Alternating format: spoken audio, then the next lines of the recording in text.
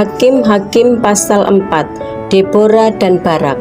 Setelah Ehud mati, orang Israel melakukan pula apa yang jahat di mata Tuhan. Ayat 2. Lalu Tuhan menyerahkan mereka ke dalam tangan Yabin, raja Kanaan, yang memerintah di Hasor. Panglima tentaranya ialah Sisera yang diam di Haroset Hagoyim.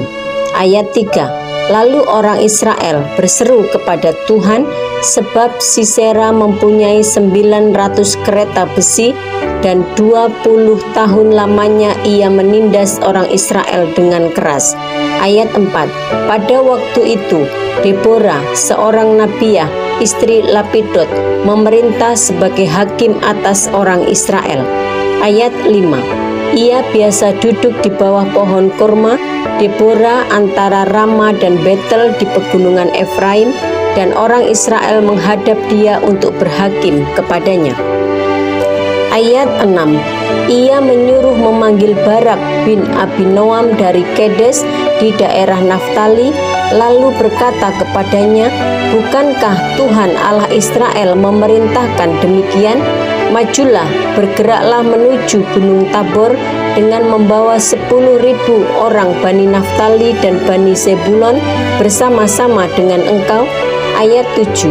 Dan aku akan menggerakkan Sisera, panglima tentara Yabin, dengan kereta-keretanya dan pasukan-pasukannya menuju engkau ke sungai Kison, dan aku akan menyerahkan dia ke dalam tanganmu. Ayat 8. Jawab Barak kepada Deborah, jika engkau turut maju, aku pun maju. Tetapi jika engkau tidak turut maju, aku pun tidak maju. Ayat 9. Kata Deborah, baik, aku turut.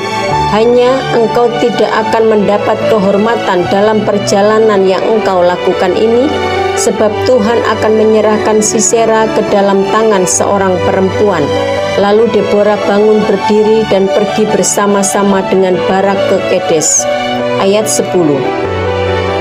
Barak mengerahkan suku Zebulon dan suku Naftali ke Kedes, maka 10.000 orang maju mengikuti dia, juga Deborah maju bersama-sama dengan dia.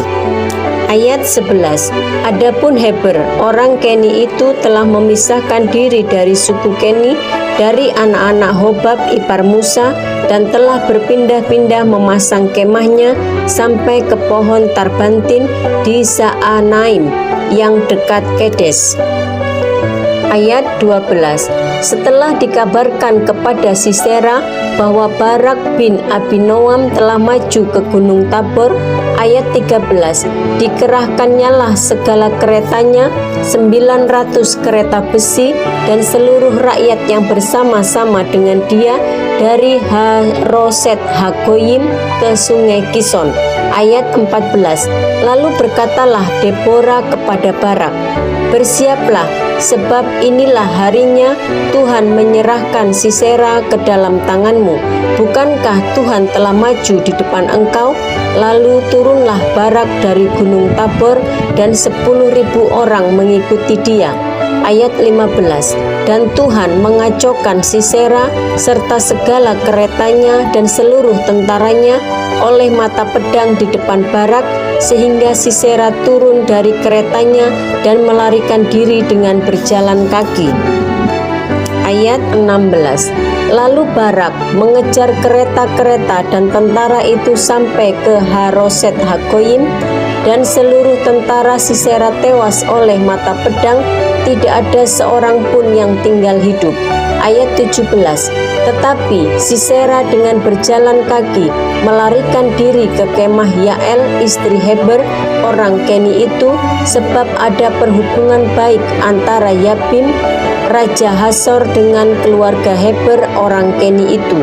Ayat 18. Yael itu pun keluar mendapatkan Sisera dan berkata kepadanya, singgahlah tuanku, silakan masuk, jangan takut. Lalu singgahlah ia ke dalam kemah perempuan itu, dan perempuan itu menutupi dia dengan selimut. Ayat 19. Kemudian berkatalah ia kepada perempuan itu, berilah kiranya aku minum air sedikit, aku haus. Lalu perempuan itu membuka kirbat susu, diberinyalah dia minum dan diselimutinya pula. Ayat 20. Lagi katanya kepada perempuan itu, berdirilah di depan pintu kemah, dan apabila ada orang datang dan bertanya kepadamu, ada orang di sini, maka jawablah, tidak ada. Ayat 21. Tetapi Yael, istri Heber, mengambil patok kemah, diambilnya pula palu, mendekatinya diam-diam, lalu dilantaknyalah patok itu masuk ke dalam pelipisnya sampai tembus ke tanah. Sebab ia telah tidur nyenyak karena lelahnya, maka matilah orang itu. Ayat 22. Pada waktu itu muncullah Barak yang mengejar Sisera.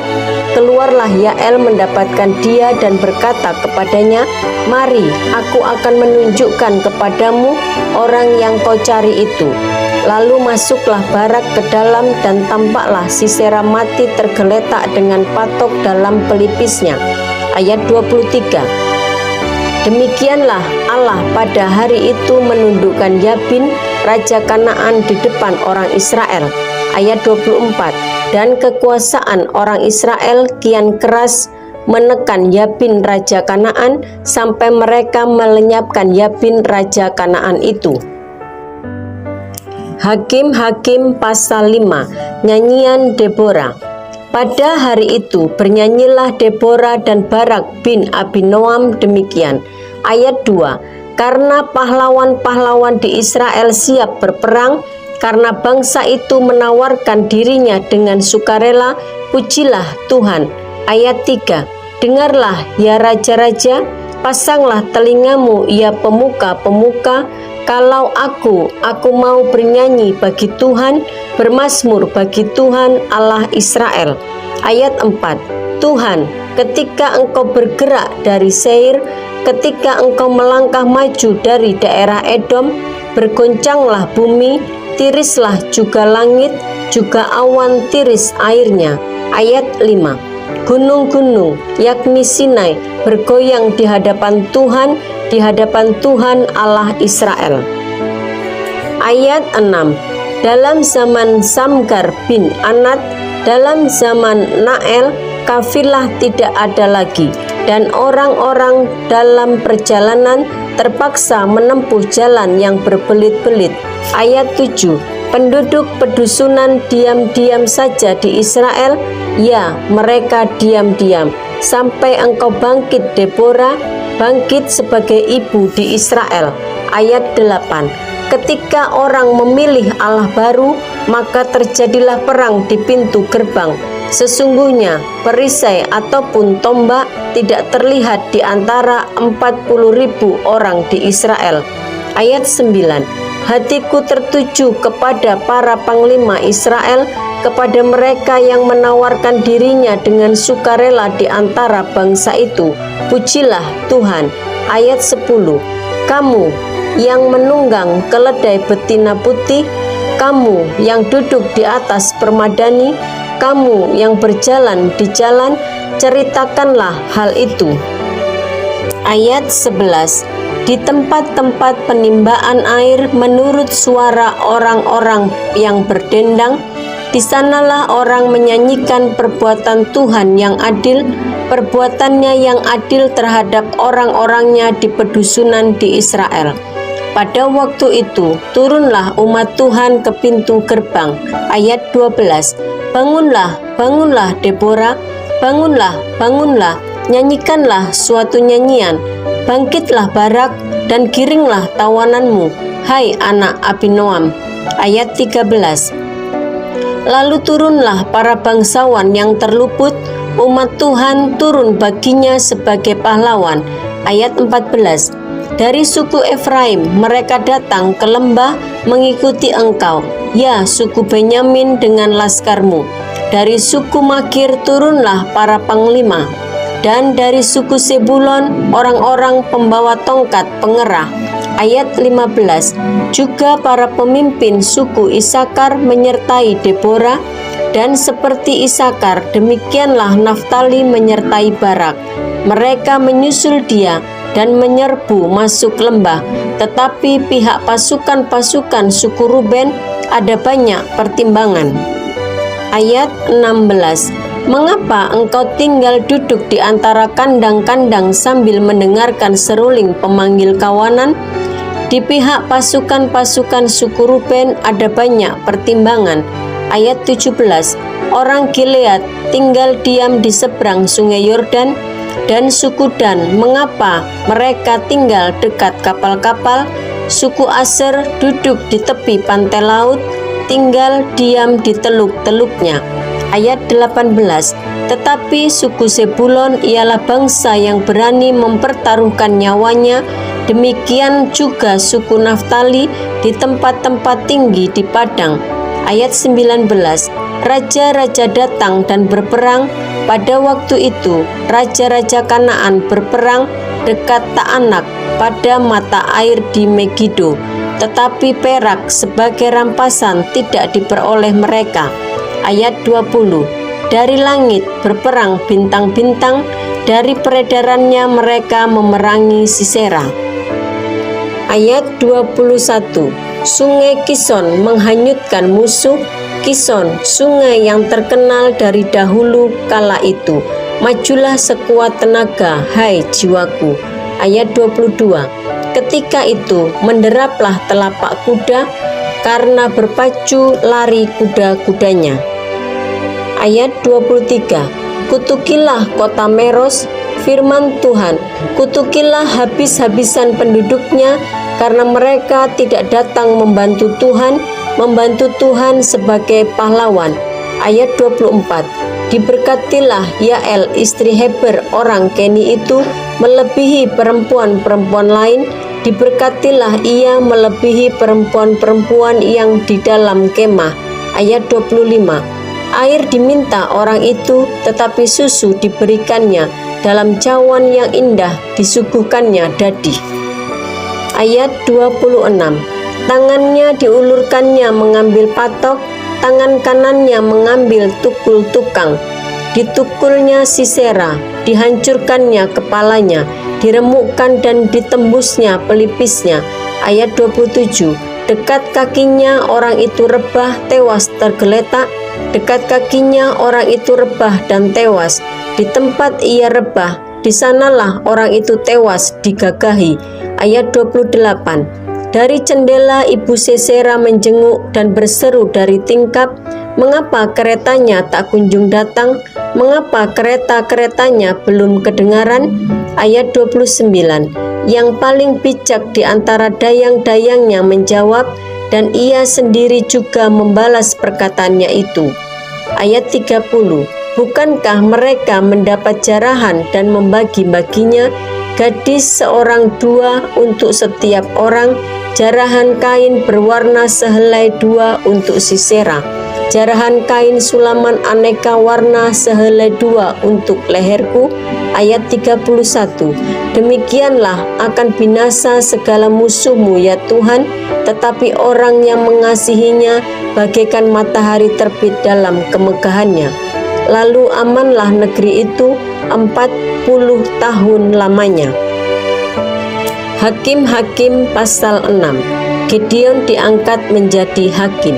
Tetapi orang Israel melakukan apa yang jahat di mata Tuhan, sebab itu Tuhan menyerahkan mereka ke dalam tangan orang Midian 7 tahun lamanya. Ayat 2. Dan selama itu orang Midian berkuasa atas orang Israel.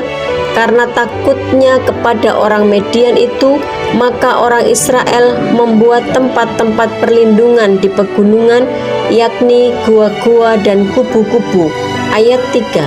Setiap kali orang Israel selesai menabur, datanglah orang Midian, orang Amalek, dan orang-orang dari sebelah timur, lalu maju mendatangi mereka. Ayat 4. Berkemahlah orang-orang itu di daerah mereka dan memusnahkan hasil tanah itu sampai di dekat Gaza, dan tidak meninggalkan bahan makanan apapun di Israel, juga domba atau lembu atau keledai pun tidak. Ayat 5. Sebab orang-orang itu datang maju dengan ternaknya dan kemahnya, dan datangnya itu berbanyak-banyak seperti belalang. Orang-orangnya dan unta-untanya tidak terhitung banyaknya, sekaliannya datang ke negeri itu untuk memusnahkannya. Ayat 6. Sehingga orang Israel menjadi sangat melarat oleh perbuatan orang Midian itu, lalu berserulah orang Israel kepada Tuhan. Ayat 7. Ketika orang Israel berseru kepada Tuhan karena orang Midian itu, ayat 8. Maka Tuhan mengutus seorang nabi kepada orang Israel yang berkata kepada mereka, "Beginilah firman Tuhan Allah Israel, Akulah yang menuntun kamu keluar dari Mesir dan yang membawa kamu keluar dari rumah perbudakan." Ayat 9. Aku melepaskan kamu dari tangan orang Mesir dan dari tangan semua orang yang menindas kamu. Bahkan aku menghalau mereka dari depanmu dan negeri mereka kuberikan kepadamu. Ayat 10. Dan aku telah berfirman kepadamu, Akulah Tuhan Allahmu, maka janganlah kamu menyembah Allah orang Amori yang negerinya kamu diami ini, tetapi kamu tidak mendengarkan firman-Ku itu. Ayat 11. Kemudian datanglah malaikat Tuhan dan duduk di bawah pohon tarbantin di Ofra, kepunyaan Yoas orang Abiezer itu, sedang Gideon anaknya menggirik gandum dalam tempat pemerasan anggur agar tersembunyi bagi orang Midian. Ayat 2. Malaikat Tuhan menampakkan diri kepadanya dan berfirman kepadanya demikian, Tuhan menyertai engkau, ya pahlawan yang gagah berani. Ayat 13. Jawab Gideon kepadanya, Ah Tuanku, jika Tuhan menyertai kami, mengapa semuanya ini menimpa kami? Di manakah segala perbuatan-perbuatannya yang ajaib yang diceritakan oleh nenek moyang kami kepada kami ketika mereka berkata, Bukankah Tuhan telah menuntun kita keluar dari Mesir? Tetapi sekarang Tuhan membuang kami dan menyerahkan kami ke dalam cengkraman orang Midian. Ayat 14. Lalu berpalinglah Tuhan kepadanya dan berfirman, Pergilah dengan kekuatanmu ini dan selamatkanlah orang Israel dari cengkraman orang Midian. Bukankah aku mengutus engkau? Ayat 15. Tetapi jawabnya kepadanya, Ah Tuhanku, dengan apakah akan kuselamatkan orang Israel? Ketahuilah, kaumku adalah yang paling kecil di antara suku Manase, dan aku pun seorang yang paling muda di antara kaum keluargaku. Ayat 16. Berfirmanlah Tuhan kepadanya, Tetapi akulah yang menyertai engkau, sebab itu engkau akan memukul kalah orang Midian itu sampai habis. Ayat 17. Maka jawabnya kepadanya, Jika sekiranya aku mendapat kasih karunia di matamu, maka berikanlah kepadaku tanda bahwa engkau sendirilah yang berfirman kepadaku. Ayat 18. Janganlah kiranya pergi dari sini sampai aku datang kepadamu membawa persembahanku dan meletakkannya di hadapanmu. Firman-Nya, aku akan tinggal sampai engkau kembali. Ayat 19. Masuklah Gideon ke dalam, lalu mengolah seekor anak kambing dan roti yang tidak beragi dari seeva tepung. Ditaruhnya daging itu ke dalam bakul dan kuahnya ke dalam periuk, dibawanya itu kepadanya di bawah pohon tarbantin, lalu disuguhkannya. Ayat 20.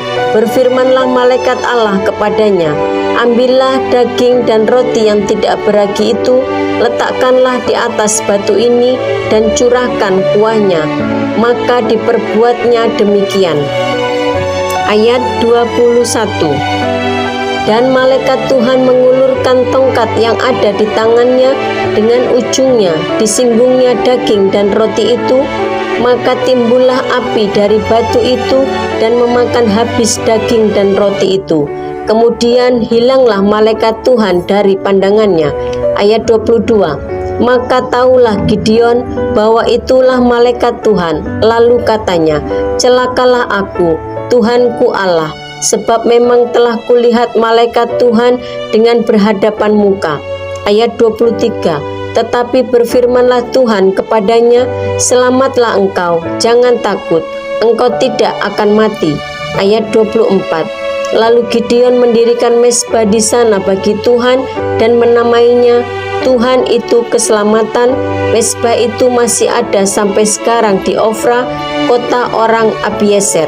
Ayat 25, pada malam itu juga Tuhan berfirman kepadanya, ambillah seekor lembu jantan kepunyaan ayahmu, yakni lembu jantan yang kedua, berumur 7 tahun, runtuhkanlah mezbah Baal kepunyaan ayahmu, dan tebanglah tiang berhala yang di dekatnya. Ayat 26, kemudian dirikanlah mezbah bagi Tuhan Allahmu di atas kubu pertahanan ini dengan disusun baik, lalu ambillah lembu jantan yang kedua dan persembahkanlah korban bakaran dengan kayu tiang berhala yang akan kau tebang itu. Ayat 27, kemudian Gideon membawa 10 orang hambanya dan diperbuatnyalah seperti yang difirmankan Tuhan kepadanya, tetapi karena ia takut kepada kaum keluarganya dan kepada orang-orang kota itu untuk melakukan hal itu pada waktu siang, maka dilakukanlah pada waktu malam. Ayat 28, ketika orang-orang kota itu bangun pagi-pagi, tampaklah telah dirobohkan mezbah Baal itu, telah ditebang tiang berhala yang di dekatnya, dan telah dikorbankan lembu jantan yang kedua di atas mezbah yang didirikan itu. Ayat 29, berkatalah mereka seorang kepada yang lain, siapakah yang melakukan hal itu? Setelah diperiksa dan ditanya-tanya, maka kata orang, Gideon bin Yoas, dialah yang melakukan hal itu. Ayat 30, sesudah itu berkatalah orang-orang kota itu kepada Yoas, bawalah anakmu itu keluar, dia harus mati, karena ia telah merobohkan mezbah Baal dan karena ia telah menebang tiang berhala yang di dekatnya. Ayat 31, tetapi jawab Yoas kepada semua orang yang mengerumuninya itu, kamu mau berjuang membela Baal atau kamu mau menolong dia? Siapa yang berjuang membela Baal akan dihukum mati sebelum pagi. Jika Baal itu Allah, biarlah ia berjuang membela dirinya sendiri setelah mezbahnya dirobohkan orang. Ayat 32, dan pada hari itu diberikan oranglah nama Yerubbaal kepada Gideon, karena kata orang, biarlah Baal berjuang dengan dia setelah dirobohkannya mezbahnya itu. Ayat 33, seluruh orang Median dan orang Amalek dan orang-orang dari sebelah timur telah berkumpul bersama-sama. Mereka telah menyeberang dan berkemah di lembah Yisrael. Ayat 34, pada waktu itu roh Tuhan menguasai Gideon. Ditiupnyalah sangkakala dan orang-orang Abiezer dikerahkan untuk mengikuti dia. Ayat 35, juga dikirimnya pesan kepada seluruh suku Manasye dan orang-orang ini pun dikerahkan untuk mengikuti dia. Dikirimnya pula pesan kepada suku Asyer, Sebulon dan Naftali, dan orang-orang ini pun maju untuk menggabungkan diri dengan mereka. Ayat 36, kemudian berkatalah Gideon kepada Allah, jika engkau mau menyelamatkan orang Israel dengan perantaraanku seperti yang kau firmankan itu. Ayat 37, maka aku membentangkan guntingan bulu domba di tempat pengirikan. Apabila hanya di atas guntingan bulu itu ada embun, tetapi seluruh tanah di situ tinggal kering, maka taulah aku bahwa engkau mau menyelamatkan orang Israel dengan perantaraanku, seperti yang kau firmankan. Ayat 38, dan demikianlah terjadi, sebab keesokan harinya pagi-pagi ia bangun, dipulasnya guntingan bulu itu, dan diperasnya air embun dari guntingan bulu itu, secawan penuh air. Ayat 39, lalu berkatalah Gideon kepada Allah, janganlah kiranya murkamu bangkit terhadap aku apabila aku berkata sekali ini saja, biarkanlah aku satu kali lagi saja mengambil percobaan dengan guntingan bulu itu, sekiranya yang kering hanya guntingan bulu itu, dan di atas seluruh tanah itu ada embun. Ayat 40.